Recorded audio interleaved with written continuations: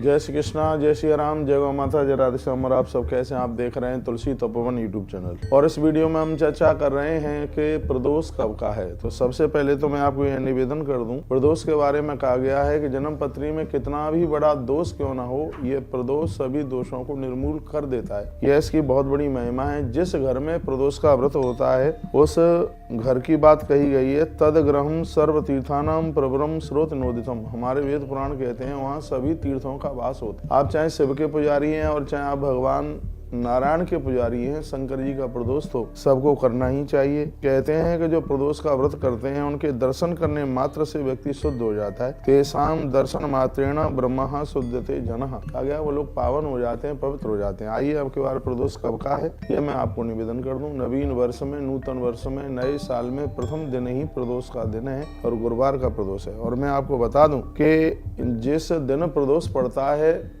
उस दिन की महिमा अपने आप में अलग होती है। जैसे सोमवार को आप प्रदोष पड़ता है तो वो इष्ट का दर्शन कराता है। मंगलवार का प्रदोष पड़ता है तो भूमि जायदाद को देने वाला होता है, रोग मुक्त कर, ऋण मुक्त कर देता है। बुधवार का जो प्रदोष है माता पिता की सेवा में मन लगता है। गुरुवार का प्रदोष है विद्वान बना देता है। शुक्रवार का जो प्रदोष है लक्ष्मीवान धनवान बना देता है। और शनिवार का जो प्रदोष है वो वंश वृद्धि बढ़ाता है। और रविवार का जो प्रदोष है जीवन की बेरोजगारी को खत्म करता हुआ और दुश्मन से भी सम्मान करा देता है। ये प्रदोष की इतनी बड़ी महिमा है।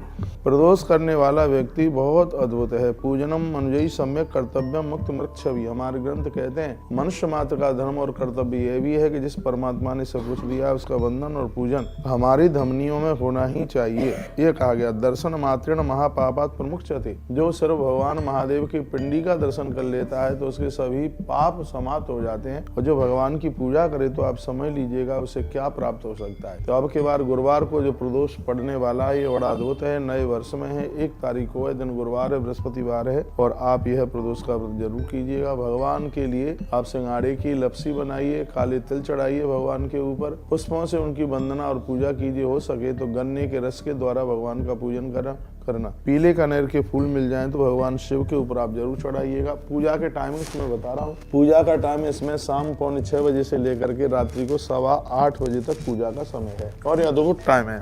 इस प्रदोष को लोग फलियार के साथ भी करते हैं, पूजा के बाद भी अन्न ले लेते हैं। जो पूजा के बाद अन्न लेते हैं उनको मैं ये कहना चाहूँगा कि आप यदि नमक त्याजित कर दें तो जो बहुत बढ़िया रहेगा। मीठा एक ही दिन की तो बात है, 15 दिन में आप मीठा अन्न ले लीजिए, मीठा फलियार ले लीजिए तो ज़्यादा बढ़िया। आप कोई भी व्रत करते हैं यदि उसमें फलियार का भी नमक ले लिया है तो उस व्रत की महिमा 30% अपने आप में बिल्कुल कम हो जाती है। यदि आप रह सकते हैं नमक के बिना तो यह व्रत आप बिना नमक के कर लीजिएगा। बहुत बहुत धन्यवाद। ऐसे हमारे साथ जुड़े रहिए।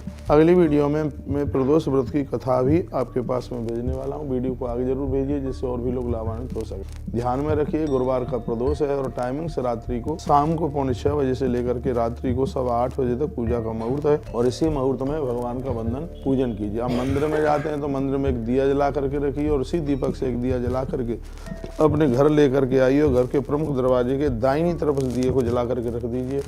आपके घर में किसी की अलाय बलाय जादू टोना टोटका कभी भी प्रभावी होगा ही नहीं। यह भगवान महादेव की बहुत बड़ी अद्भुत कृपा है। हो सके तो पिंडी के ऊपर गौ माता का कच्चा दूध जरूर चढ़ाइए। और याद रखना शिव के ऊपर कच्चा दूध चढ़ाने से घर के पितृ दोष समाप्त हो जाते हैं, वंश वृद्धि बढ़ती है, घर में धन का प्रभाव बढ़ता है। ये तो सब हमारे शास्त्रों में वर्णित किया ही गया है। बहुत बहुत धन्यवाद। आपने वीडियो को अंत तक सुना। अपना ध्यान रखिए। अगली वीडियो में मैं फिर आपसे बात करता हूँ इन्हीं शब्दों के साथ। हर हर महादेव, घर घर महादेव।